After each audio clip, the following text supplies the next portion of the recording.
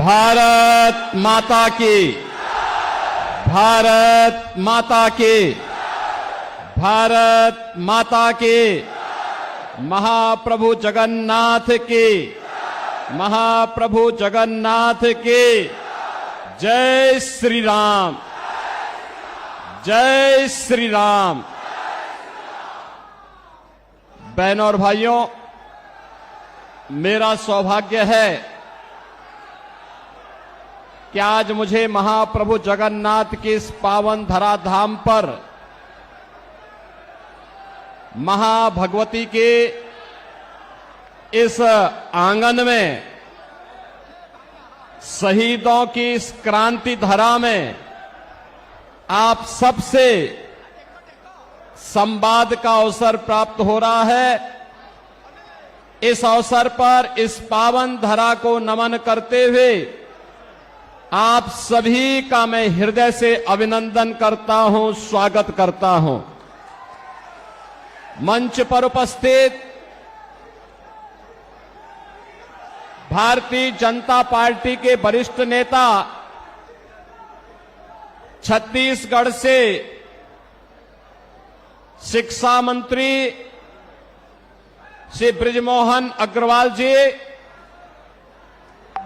चिल्का के पूर्व MLA doctor Vibhuti Bhushan Harichandan जी, Bharatiya Janata party के राष्ट्रीय प्रवक्ता और पूरी पार्लियामेंट्री कॉन्स्टिट्यूएंसी से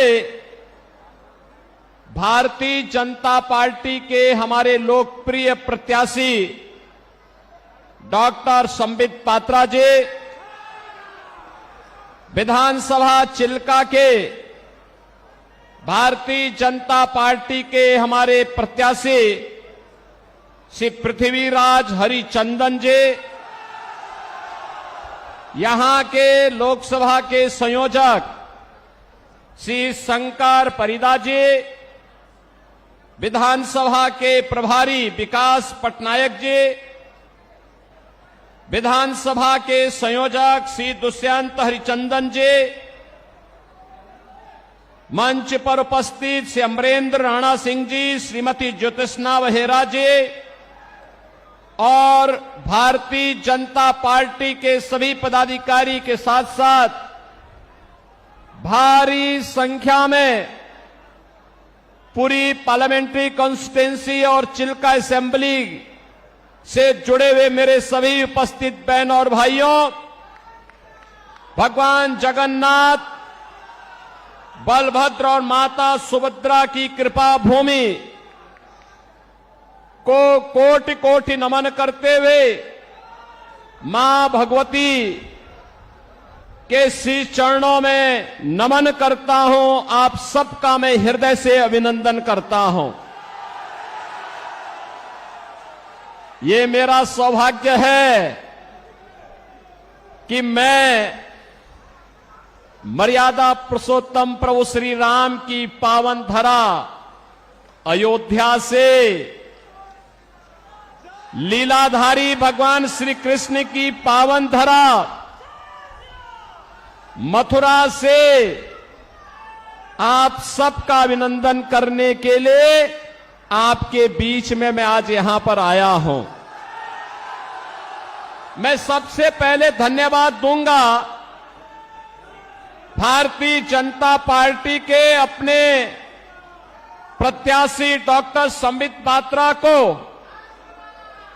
जिन्होंने पूरी किस पावन धरा पर मुझे आने का अवसर दिया। बहनों और भाइयों, पूरी हम सनातन धर्मावलंबियों के लिए एक पावन नगरी है। प्रारंभ से ही सप्तपुरियों में से एक हमारी जगन्नाथपुरी है और भगवान आदि शंकराचार्य ने भी जो 4 पीठ स्थापित किए हैं उनमें से पुरी एक है। पुरी के बगैर भारत की सनातन परंपरा की कल्पना भी नहीं की जा सकती है।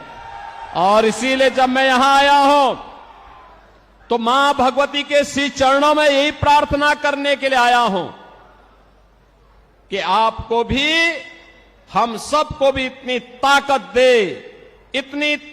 दे कि हम लोग डबल इंजन सरकार उड़ीसा के अंदर ला करके लैंड माफिया, सैंड माफिया, यहां के फॉरेस्ट माफिया, यहां के कैटल माफिया, इन सब को भी यूपी के बुलडोजर की तरह यहां पर भी उसका रास्ता बनाने का काम कर सके। बहनों और भाइयों, आज आपने देखा होगा जब सरकार बीजेपी की बनती है और नरेंद्र मोदी जी जैसा नेतृत्व मिलता है तो फिर आपको लगता होगा कैसे परिवर्तन आता है। ये परिवर्तन आज आपको देश के अंदर देखने को मिल रहा होगा। लैंड के देश के ऊपर आज आपको देखने को मिलता होगा। दुनिया के अंदर भारत का सम्मान बढ़ा है, भारत की सीमाएं सुरक्षित हुई हैं, आतंकवाद पर नियंत्रण हुआ है, नक्सलवाद नियंत्रित हुआ है। अब तो कहीं पे पटाखा भी फट जाए ना तो पाकिस्तान पहले सफाई देता है, कहता है कि साहब मैंने नहीं किया है, क्योंकि इसे मालूम है ये नया भारत है, मोदी का भारत है, ये छेड़ता नहीं, लेकिन कोई छेड़ता है तो उसको छोड़ता भी नहीं है। और इसीलिए पाकिस्तान सफाई देने की मुद्रा में आता है। बहनों और भाइयों, मोदी जी के नेतृत्व में डेवलपमेंट के जो कार्य भारत के अंदर हुए हैं, आज आप देख रहे होंगे हाईवे, रेलवे, हाईवे में 4 लेन, 6 लेन, 12 लेन हाईवे बन रहे हैं। तेजी के साथ नया इंफ्रास्ट्रक्चर खड़ा हो रहा है। रेल मीटर गेज से अब ब्रॉड गेज में, अब मीटर गेज की ट्रेन नहीं, अब बुलेट स्पीड से चलने वाली वर्ल्ड क्लास ट्रेन की सुविधा मोदी जी पूरे देश के अंदर, कहीं वंदे भारत के रूप में, कहीं अमृत भारत के रूप में, कहीं नमो भारत के रूप में देने का कार्य कर रहे हैं। IIT, IIM, triple IT, NIT, AIIMS, world class university, और बहनों और भाइयों, हर घर नल की योजना के माध्यम से शुद्ध पेयजल की आपूर्ति पूरे देश के अंदर उपलब्ध करवाने की बड़ी कार्य योजना को भी मोदी जी ने लागू किया है। गरीब कल्याणकारी योजनाओं को लेकर के जब डबल इंजन की सरकार होती है तो कितना लाभ मिलता है। आज इसका लाभ उत्तर प्रदेश जैसे राज्य लेते हैं। देश के अंदर 80 करोड़ लोगों को फ्री में राशन की सुविधा मोदी जी पिछले 4 वर्ष से उपलब्ध करवा रहे हैं और अगले 5 वर्ष तक उपलब्ध करवाएंगे। लेकिन उड़ीसा में यहां की सरकार, नवीन पटनायक की सरकार, नौकरशाहों से ऐसी घिरी हुई है कि वह फ्री में राशन की सुविधा को भी अपने नाम से भुनाने का काम करती है। मोदी जी पूरे देश के अंदर 60 करोड़ लोगों को पूरे देश के अंदर आयुष्मान भारत में 5 लाख रुपए की उपचार की सुविधा प्रतिवर्ष उपलब्ध करवा रहे हैं। लेकिन यहां पर नवीन पटनायक जी की सरकार यहां पर आयुष्मान भारत लागू नहीं होने देना चाहती है। बहनों और भाइयों, आप देख सकते हैं किसानों को किसान सम्मान निधि, हर घर में शौचालय का निर्माण, घर घर में उज्ज्वला योजना के कनेक्शन और 4 करोड़ गरीबों के सिर को ढकने के लिए पीएम आवास की सुविधा देश के अंदर बिना भेदभाव के मिली है। आप देख सकते हैं मोदी जी ने 10 वर्ष में जो दिया है, इसमें किसी का चेहरा नहीं, जाति नहीं, मत नहीं, मजहब नहीं, क्षेत्र नहीं, भाषा नहीं, पूरे देश के अंदर सबका साथ और सबके विकास के भाव के साथ इन योजनाओं को देश के अंदर लागू करने का काम किया है।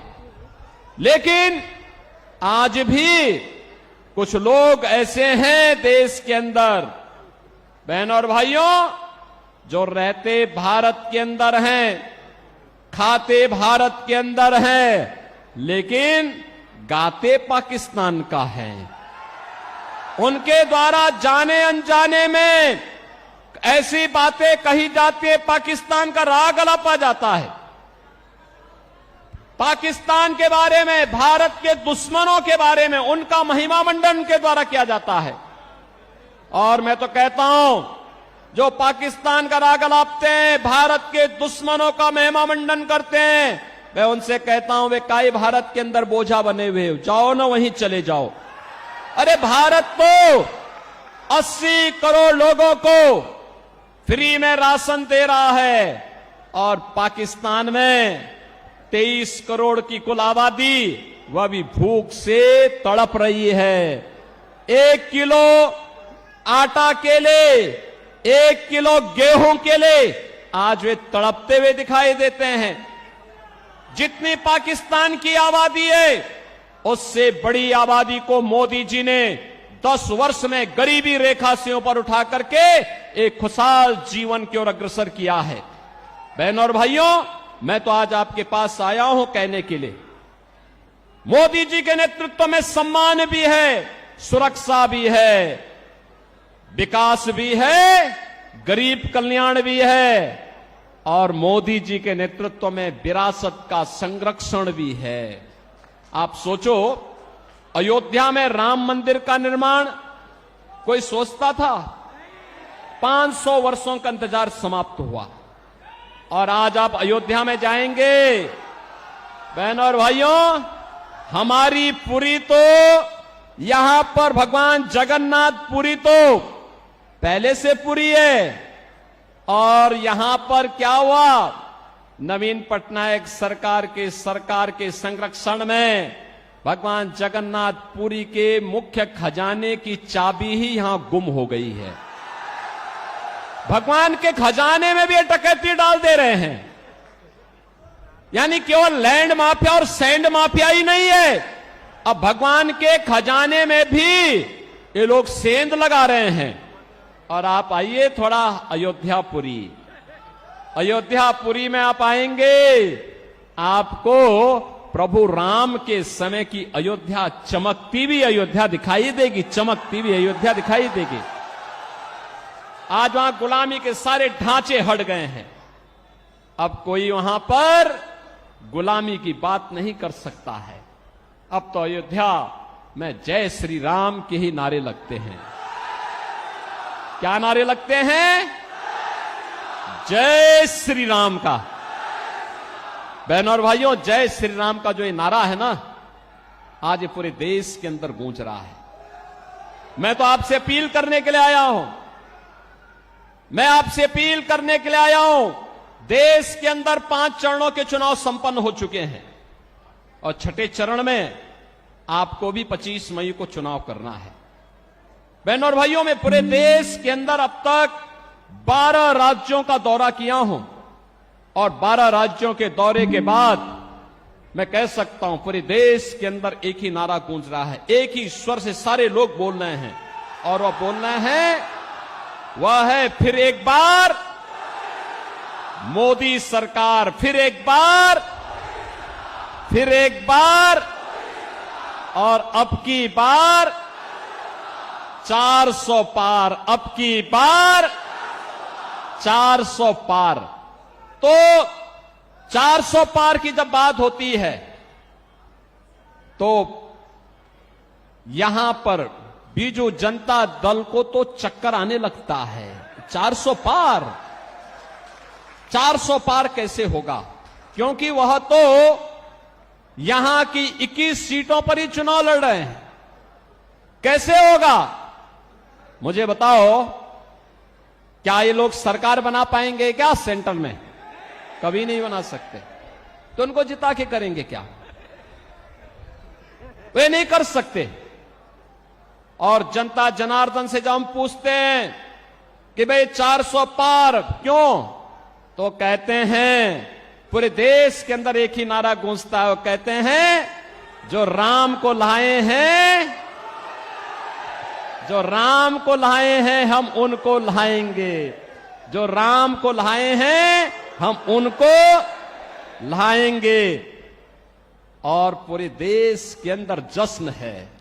आज आपने अयोध्या में देखा होगा, 500 वर्षों के बाद, 5 सदी के बाद प्रभु राम ने अपना जन्मोत्सव भी अयोध्या में अपनी जन्मभूमि में मनाया है और होली भी वहां पर खेली है। बहनों और भाइयों, एक नया भारत अपनी विरासत और विकास की यात्रा को लेकर के चल रहा है।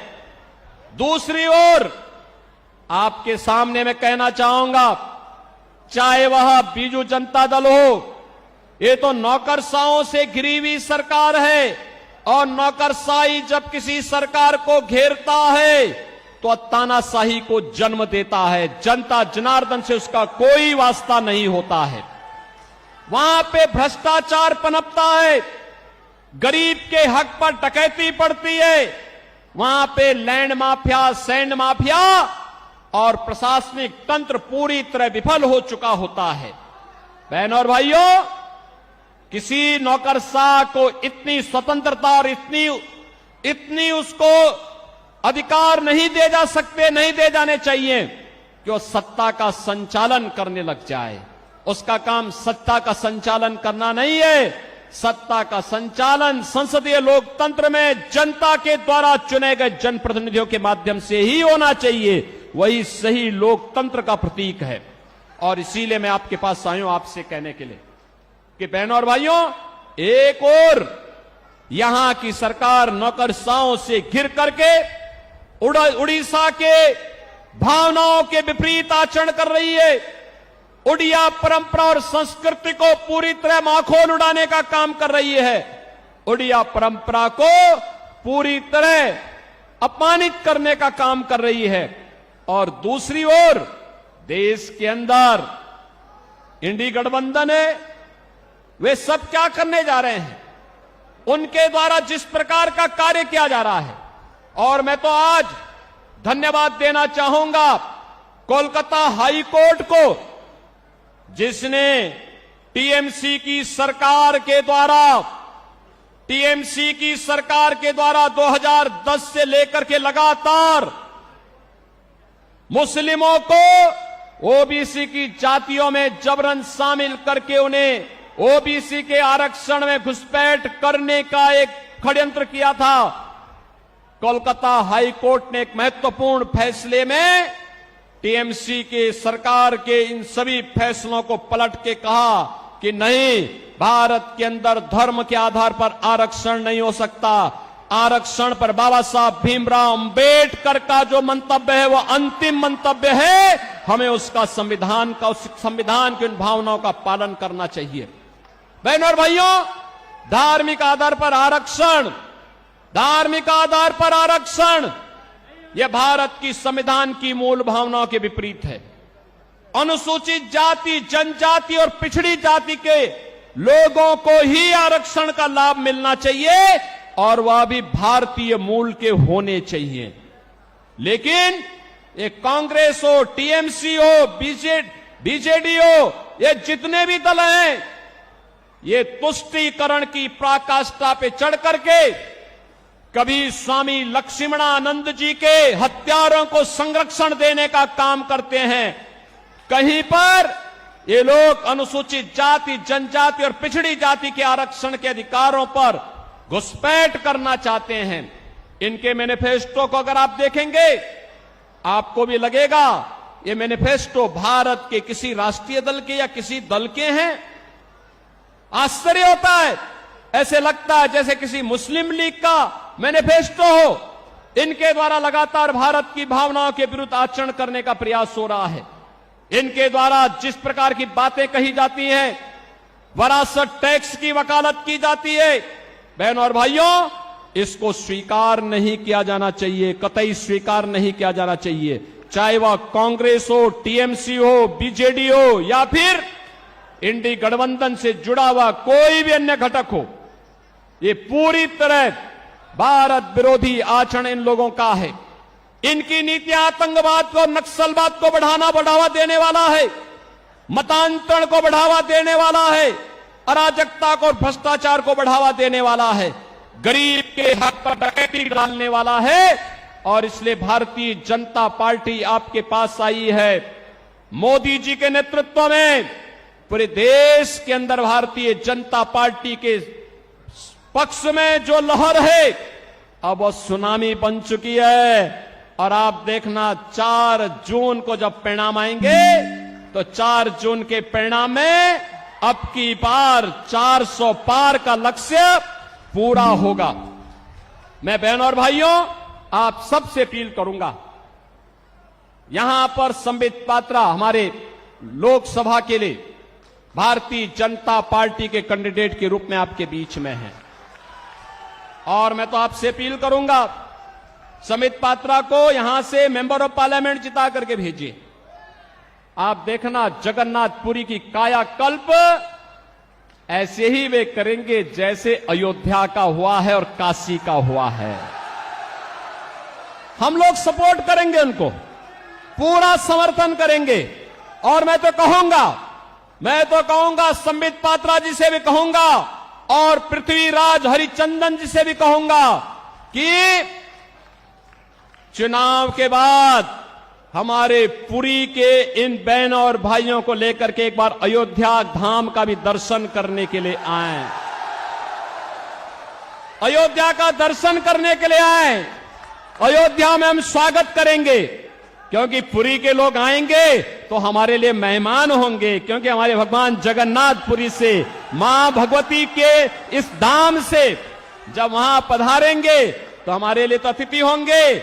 और आप देखेंगे जब डबल इंजन की सरकार काम करती है तो विकास कैसे बुलेट ट्रेन की स्पीड से आगे बढ़ती है, इसका नजारा आपको यहां पर भी देखने को मिलेगा।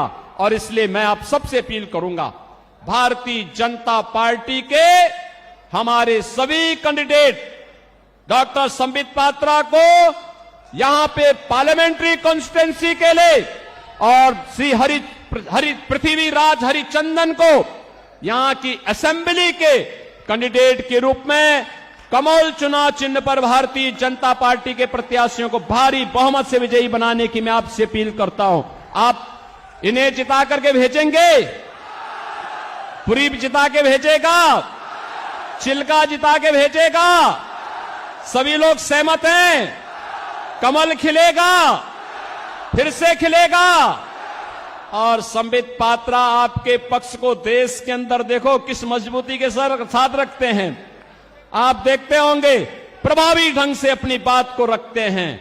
भारत की सनातन परंपरा के बारे में, भारत की सम्मान की बात को लेकर के, भारत की सुरक्षा के मुद्दे को लेकर के, भारत के विकास के मुद्दे को लेकर के, भारत के गरीब कल्याण के मुद्दे को लेकर के और उड़ीसा के सम्मान और स्वाभिमान के मुद्दे को लेकर के भी उतनी ही मजबूती के साथ वे अपनी बात को रखते हैं। और इसलिए मैं चाहूंगा इन दोनों को भारी बहुमत से विजयी बना करके आप पार्लियामेंट के लिए श्री संबित पात्रा को और असेंबली के लिए श्री पृथ्वीराज हरिचंदन को भारी बहुमत से विजयी बनाने की अपील आपसे करता हूं।